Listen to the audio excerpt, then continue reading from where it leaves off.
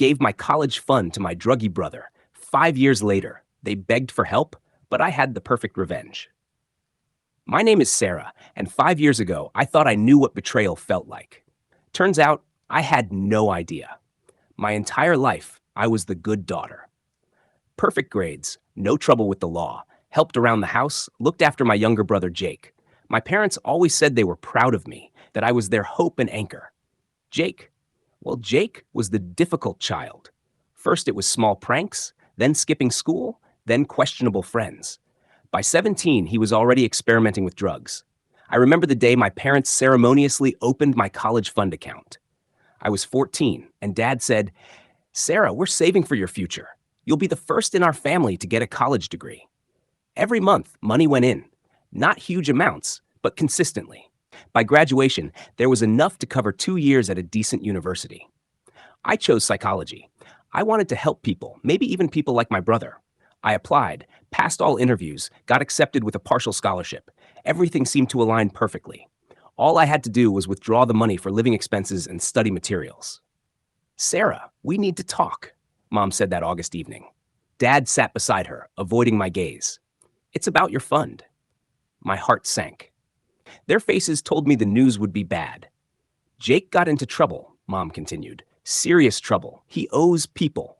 They're threatening him. We had to choose between your education and your brother's life." I sat in stunned silence, unable to believe what I was hearing.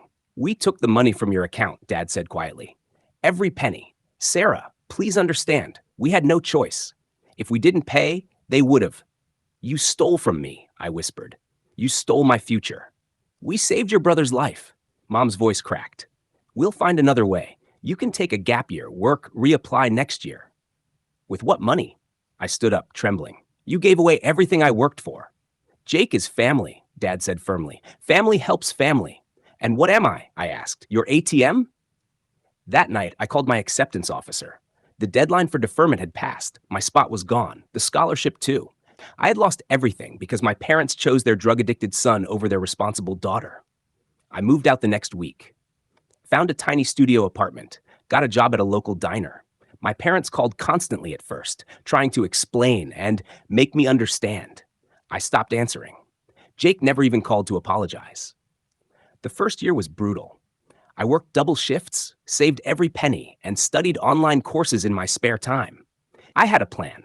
I would still become a psychologist, just on my own terms. I applied to community college, then transferred to a state school. It took longer, cost more, and I graduated with debt, but I did it. During those years, I learned things about myself I never knew. I was stronger than I thought. I was capable of surviving without my family's support. Most importantly, I learned that sometimes the people who hurt you most are the ones who claim to love you. I heard updates through mutual friends. Jake went to rehab, funded by my college money, but relapsed within 6 months. He went again and again. Each time, my parents emptied their savings, mortgaged the house, took loans. They were drowning financially, but they never stopped trying to save him. Meanwhile, I thrived. I graduated magna cum laude, got into a master's program, and started working at a prestigious therapy center. I specialized in addiction counseling, partly because I understood the other side of addiction, the families left behind. I was good at it, really good. By year 4, I had my own practice. I bought a house, a nice car, traveled. I was living the life I'd always dreamed of, just 5 years later than planned. I had also met Daniel, a fellow therapist who understood my passion for helping people heal from family trauma. Then last month, my phone rang. Mom's name appeared on the screen. I hadn't heard from her in 2 years. "Sarah?" Her voice was different, older, defeated. I need to talk to you." Against my better judgment, I agreed to meet. She looked terrible. Gray hair, deep lines around her eyes, clothes that had seen better days. She sat across from me in the coffee shop, fidgeting with her cup. "Jake overdosed last week," she said without preamble. He's in intensive care. The doctors say it's 50-50. I felt something, but it wasn't the overwhelming grief I expected. It was sadness mixed with a strange sense of inevitability. "I'm sorry," I said, and meant it. "Sarah, I need to ask you something," she continued. "The hospital bills. Our insurance won't cover everything. We've maxed out our credit cards, sold everything we could. Your father's talking about filing bankruptcy." I knew what was coming. I know we hurt you. I know we made terrible choices, but you're doing well now, and Jake is dying, and we just need money, I finished. You need money. She nodded, tears streaming down her face. You're our only hope. Please, Sarah, he's your brother. I looked at this woman who had given birth to me, raised me, and then sacrificed my future for my brother's addiction. I thought about the years of struggle, the nights I cried myself to sleep, the dreams I'd had to rebuild from scratch. I'll help, I said. Her face lit up with relief and gratitude. Oh, Sarah, thank you. I knew you'd. But not how you think. I interrupted. I'm not giving you money. The hope in her eyes dimmed. What do you mean? I'm offering something better. I'm offering to help Jake recover, properly this time. I run a specialized program for addiction recovery. It's expensive, but it's effective. Our success rate is 73%. But the hospital bills will be paid by the program. It's part of what we do. We believe in treating the whole person, not just the addiction. That includes handling the financial stress that often triggers relapse. She stared at me, confused. You would do that? After everything? I would do that because of everything, I said. You taught me that actions have consequences. You also taught me that family means something. I'm choosing to act like family, real family, not the kind that enables destruction. I pulled out a business card. This is my colleague, Dr. Martinez. He specializes in intensive addiction treatment. If Jake survives and agrees to enter the program, I'll cover all costs. But there are conditions. What conditions? First, you and Dad enter family therapy. Addiction is a family disease, and you've been enabling Jake for years. Second, Jake has to want recovery. Really want it. If he's just going through the motions to get his bills paid, it won't work. Third, you acknowledge that what you did to me was wrong and that you're committed to making amends, not with money, but with changed behavior. Mom was crying harder now. Sarah, I'm not finished, I said gently. If Jake refuses the program or if you refuse therapy, I'll still help, but differently. I'll pay for a basic funeral and help you navigate bankruptcy proceedings. Those are your choices. The next week, Jake survived his overdose. He was weak, scared, and for the first time in years, truly aware of how close he'd come to dying. When I visited him in the hospital, he barely looked like the brother I remembered. Sarah? His voice was hoarse. Mom said you're offering to help me.